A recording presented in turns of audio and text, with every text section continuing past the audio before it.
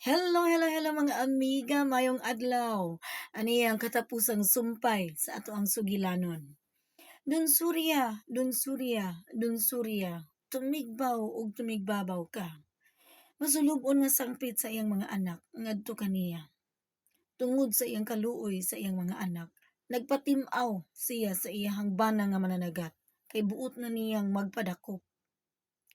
Mga anak, dili na kita magkita papag-usab ug kung ugaling makakita mo og dakong isda nga anaa sa lambat sa sakayan sa inyong amahan, ayaw ka mo pagkaon, hinuon tiguma ang bukog ug ilubong kini atubangan sa atong balay.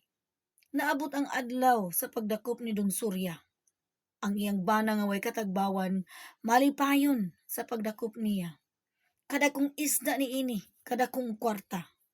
Tuod man, iyang gi tumod didto sa merkado apan wa gayoy ni palit ni ini.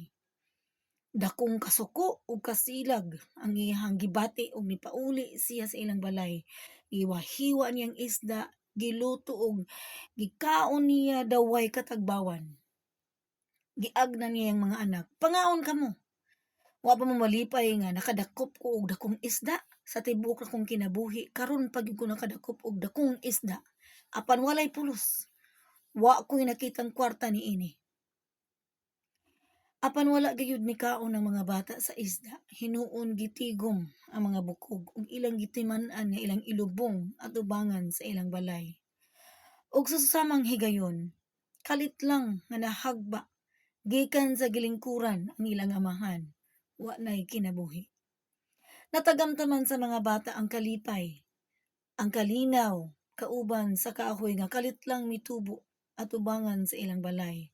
O kung unsa may ilahang pangayuon, ihatag kini sa maong kahoy. Ug nasayod sila nga kining kahoy nga ilang kauban ang ila kining inahan nga si Don Surya. Ug din hinalang kutob hangtod sa sunod gayon sa atong panagistorya. Daghang salamat.